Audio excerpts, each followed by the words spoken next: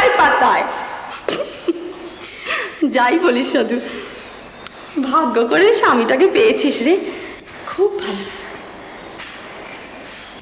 রানীমা স্বর্গের নিঘণ্ট ভূদে হেঁদেছিলেন। আমার জানিস তো একবার ঝরঝরে মনে আছে, যেদিনকে বাড়িতে সব জানাজানি হয়ে গেল যে তুই আর কৃষ্ণকান্ত মজেছিস, বাড়ির সে কি পরিবেশ, থমথমে। সেজবাবু গে গায়। আমরা ভাবছি এখানে আমরা আর ওরা অন্য জাত, ওদের আবার বিয়ে হয় নাকি, কি হবে? মনে হচ্ছে দাঁড়িয়ে দাঁড়িয়ে শুনছে, দেখো তোর মনে আছে? আহা, আমার বাবা মন মজেছিল। তা যা বলেছিস, যার যেখানে মজে মন, কি বাহারি কি বারো সচনা। রানীমা সেদিন দুপুরে আমাকে ডেকে ঘরের দরজা বন্ধ করে দিলেন, দিয়ে আমার কাছে আমার সব মনের কথা জানতে চাইলেন। আমি তো একেবারে রানীমার পা দুটো জড়িয়ে ধরে কেঁদে মাটিতে পড়লুম। জানি রে বাবু, জানি, সব জানি। আমরাও তো খড়খড়ি ফাঁ করে দেখছিলাম কি হয়। রানীমা আমাদের বিয়ে দিয়ে দিলেন। আজও আমার সব মনে আছে। হ্যাঁ রে, গোটা পৃথিবীটাকে হাতের তালুর মধ্যে নিয়ে আমার আঁচলে একবারে গেট বেঁধে দিলেন। হ্যাঁ, সে দিনগুলো বড় সুখের ছিল রে, বড় সুখের ছিল। একটা আদুরে গেট ছিল। রানীমাকে আমি ভয় করতুম ঠিকই, কিন্তু সেই ভয়ের মধ্যে কোনো আতঙ্ক ছিল না, ছিল একটা ভালোবাসার পা দুটো ছুঁয়ে থাকার আকুতি। কেমন যেন সব। হ্যাঁ রে, সেসব কথা বলে বোঝানো যায় না, তাই না বল? সেই রানীমাও চলে গেলেন। সেই থেকে বাড়িটা একেবারে জমপুরের মতন লাগতো। তবে জানিস, আমার একটা কথা মনে হয়। কি রে? মনে হয় দেখবি, আমার মনে হয় ঠাকুর একদিন সব পাঁচিলগুলোকে ভেঙে দেবে, আবার সেই আগের মতন বাতাস বইবে। সেই তো হতে চলেছে, বল? হ্যাঁ রে, তাই তো। প্রতি বছরই তো মায়ের বোধন হয়, তাই না বল? এবার কিন্তু অন্যরকম, জানিস তো।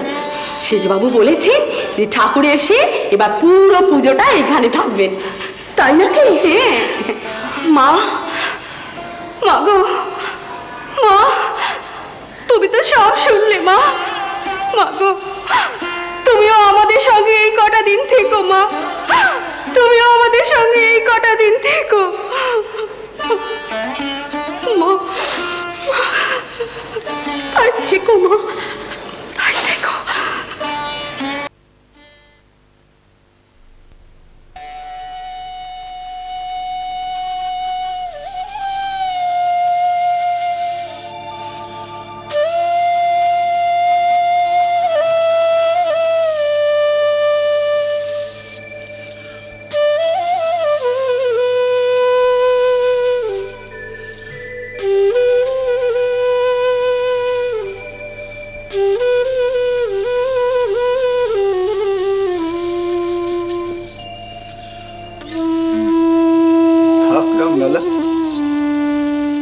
তুই ঠাকুর বাবার কাছেই থাক, এখানে তুই সুখে থাকবি, আদরে থাকবি। আমার সাথে বনে জঙ্গলে ঘুরে বেড়াতে তোর ভারী কষ্ট হয়, আমি জানি। এ কি করছো বাবা? তোমার মন যে ভেঙে যাবে। না না, ও আমি ঠিক সামলে নেব প্রভু। কি করে পারবে বাবা? আমি তো জানি এতকাল বুকের পাঁজর করে রামলালাকে আগলে রেখেছো তুমি। আর তুমি সেই পাঁজরের নিচে যে ফুসফুস, তোমার কাছে হতো তাই। ওকে টেনে নিলে তোমার কি হাল হবে প্রভু?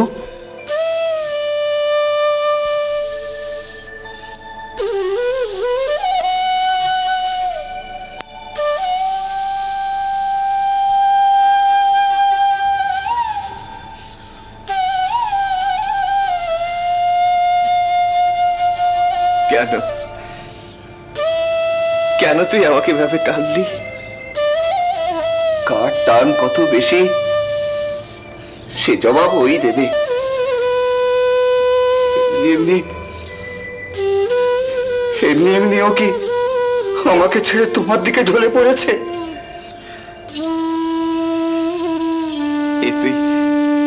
এ তুই কি করলি বাছা? কি করলি?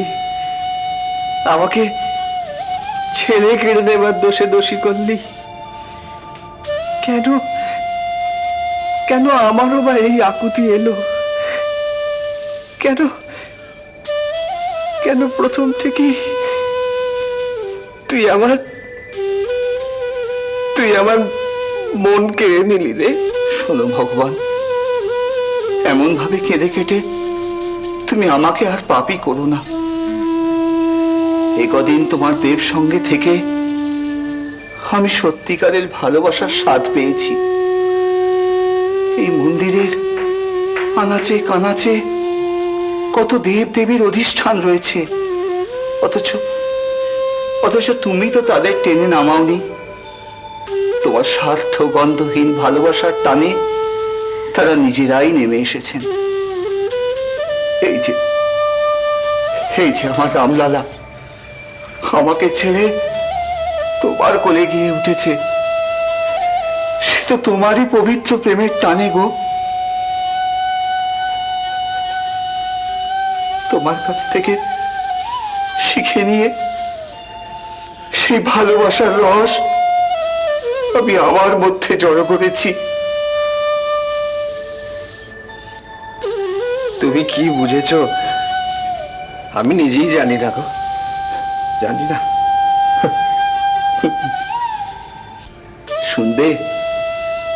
শুনবে আমি কি বুঝেছি? আমার কোনো কষ্ট নেই, আমার কোনো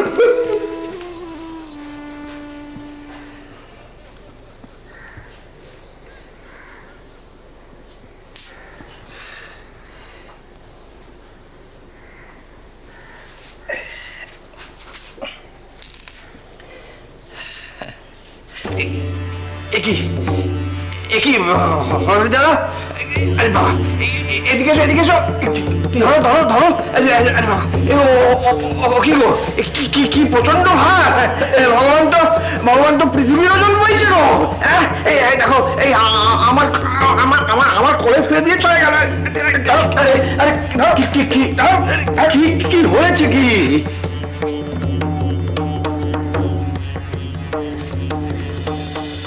श्री राम